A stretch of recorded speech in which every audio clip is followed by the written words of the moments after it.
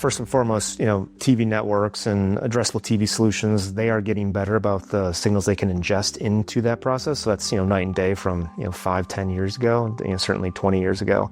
And then, of course, we are uncovering insights about the audience up front quantitatively to help define partners to choose, but also qualitatively through some of the, the agentic personas where we can query, for example, a segment on, what's the latest TV show you're interested in. Yeah. And, instead of using data that's maybe 6 months old or a little bit stale, we can query that in almost real time and then adjust TV buys to their very specific interest in the moment.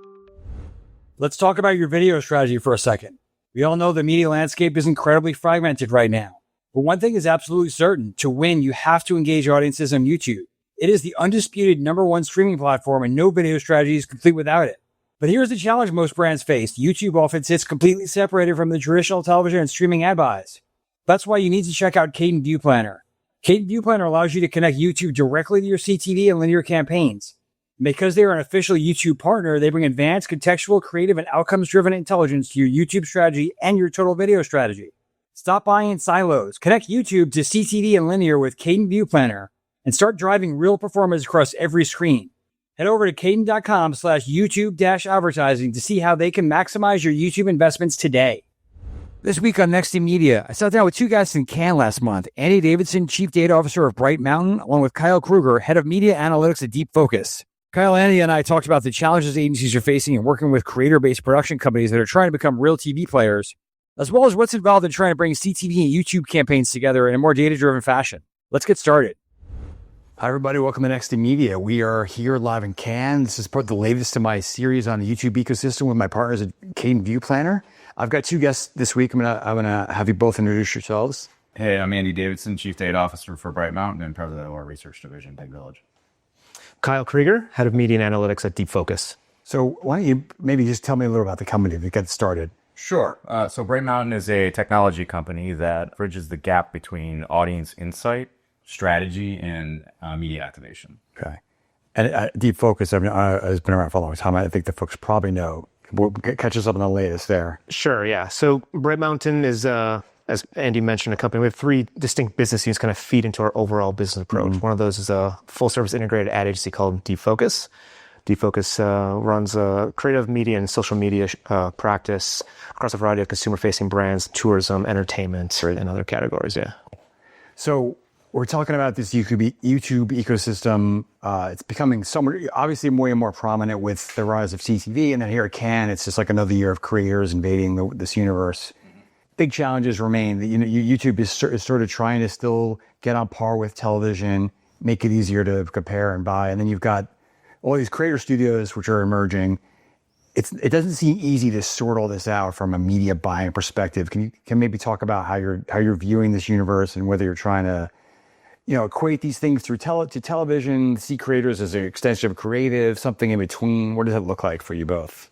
Sure. I mean, I think it's challenging space right now. I think, tactically, there's an overwhelming amount of choice when it comes to the YouTube ecosystem, working with creators, and et cetera. I think our viewpoint in the business is really trying to think a little bit further upstream and using, really consumer insights, customer insights to really drive better choices down at the downstream level. I think as an organization, we're really focused, as Andy mentioned a bit earlier, on connecting that audience insight to that final activation piece and really focusing on that is to help make more mindful choices on which partners we're going to use, how we're going to evaluate those partnerships on an individual basis, and of course, gauge the effectiveness of those partnerships over time. Right.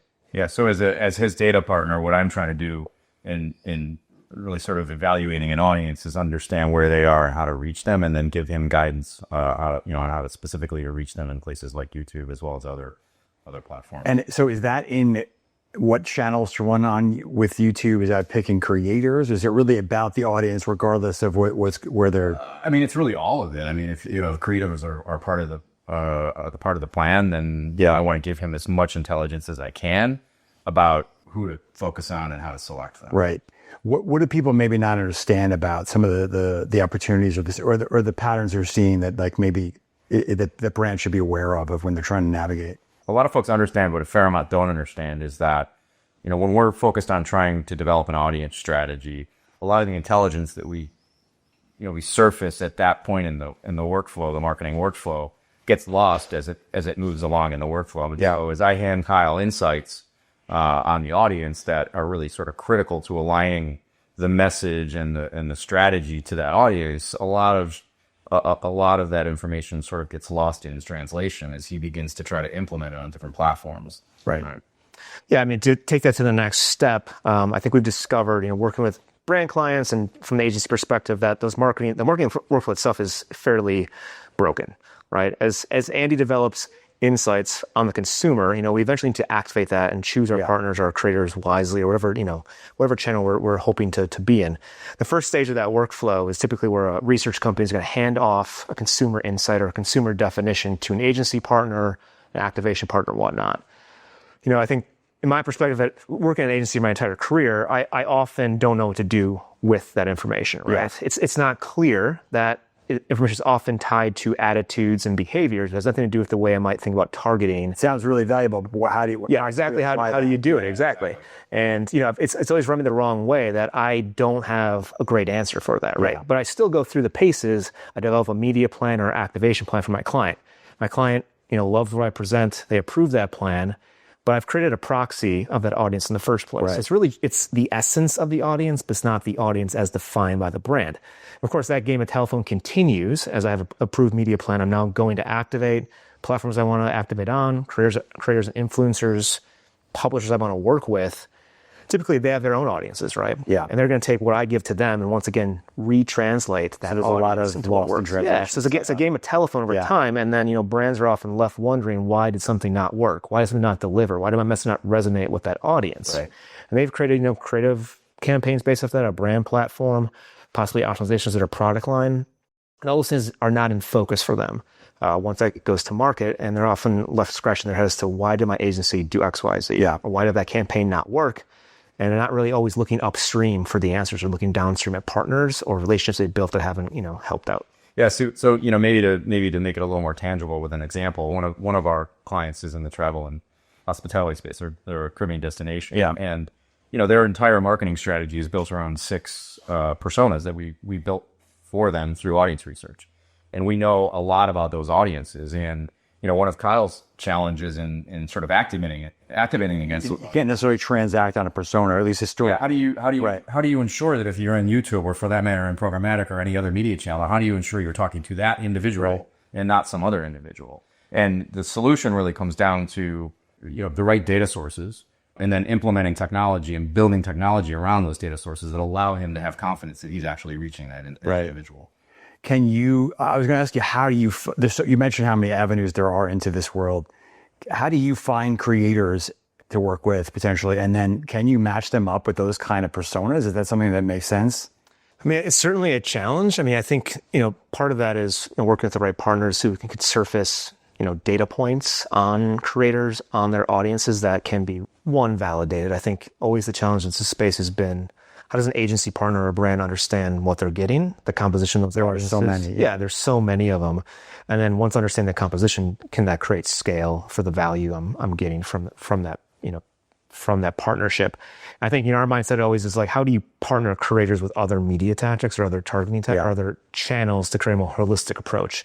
Obviously typically no single creator partner out there can deliver what we absolutely need for our clients. Yeah. I think Aruba is or our tourism client is a good example of that as well, where, any single tactic is never really going to deliver exactly what they need, because we know based off our audience research and those needs segments that they're just not in one spot, right? And to satisfy them and their curiosity or what they need from inspiration, we're going to have to find the right channels, the right roles for those channels, and deliver creative in a spot that is tied up directly with their requirements and wants. Yeah, I mean, part of it is you have to do your homework, and you have to collect the right data sources and understand the audience's requirements, and then use innovative tools to make sure that you validate the selection of creators against those audience requirements. And we've developed research and data collection and curation tools that allow us to do that very quickly. So Kyle is one of my most important partners. Has access to synthetic techniques or tools that allow him to sort of test those hypotheses. So you're working with the synthetic audience thing. That's fascinating. In some cases, yeah. We have, we have a, an entire data ecosystem that is built around audience profiles, and we've personified those audience profiles through synthetic techniques. How about some of the personas you're talking about trying to activate on? What about just broadly in television? The TV in general is trying to become more precise, more targeted. Historically, you're not buying television that way. It's demographics and things like that. Yeah. Is that an area where this can be applied with better context, still targeting, or is it still a big leap? I mean, I think it can. I mean, I think first and foremost, the TV networks and addressable TV solutions, they are getting better about the signals they can ingest into that process. So that's, night and day from, 5-10 years ago, and certainly 20 years ago. And then, of course, we are uncovering insights about the audience up front quantitatively to help define partners to choose, but also qualitatively through some of the, agentic personas where we can query, for example, a segment on, what's the latest TV show you're interested in? Yeah. And, instead of using data that's maybe 6 months old or a little bit stale, we can query that in almost real time and then adjust TV buys to their very specific interest in the moment. Right, which has really not been accessible. Yeah, exactly. And, maybe we're missing some of the quantitative connection pieces that you might get in the CTV campaign, but we're bringing to light some insights that have never, ever been used before to drive or optimize television or any kind of, traditional media type. Right. So is it perfect? Absolutely not. But that's a stark evolution of what we've had access to over the past 5 to 10 years. Getting back to YouTube, where they're on this journey, they're trying to become legitimate in the eyes of especially the classic TV buyer, right? Yeah.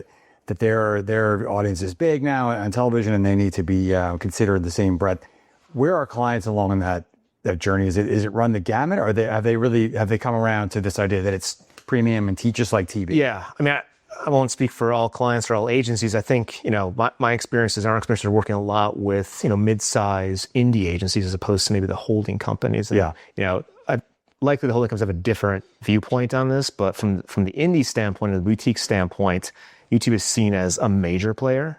And there's almost a parity with what you would receive from traditional TV. Part of that is because the targetability of it, the layering of targeting techniques, the cost, the formats, it can be tied back to results a lot easier than some of the things that they've done in the past. And, for smaller brands or mid-market brands where budget is a serious consideration at all times, they demand smart choices out of their media agencies. And YouTube has been like, a great example of how to do that effectively. And I think, for my agency, for our organization, YouTube is, right there is one of our, if it's not 100% guaranteed to be a tactic in a campaign, it's near at this point.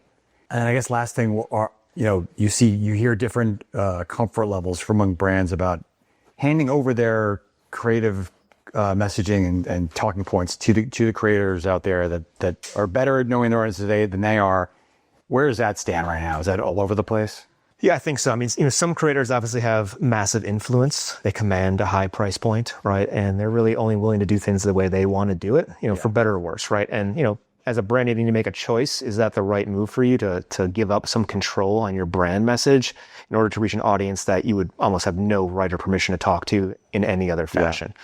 But I mean, if you think about mid-level creators in the space or ones who are very niche or vertical focused, they still see a lot of benefit, it seems, in working with brands that just align with their ethos. And I think going back to our tourism example here, that's a great category where those creators, they want access to those destinations. Right? Yeah, sure. I mean, there is a cost for them if they don't align themselves with those brands and those destinations that they would unlikely to pay for themselves. So it's crazy how much they're reaching out to us a lot more than they ever have, because they just want to be in those spots. They want to, be at the forefront of that conversation, be the first ones to talk about X, Y, Z. But I'll add, there's some downside to that, especially in the tourism space. If we want to follow this path a little bit, one challenge we've seen across, especially in the Caribbean, but you see this in the U.S. and European destinations, is over tourism. It's been a real concern in the past 4 or 5 years. Kind of post-pandemic, revenge travel has now turned into disrespectful tourists in some of these destinations, and creators have a role in that. Certainly, they have been the ones showing off the local hidden gems, right? That's always a classic creator style content piece around.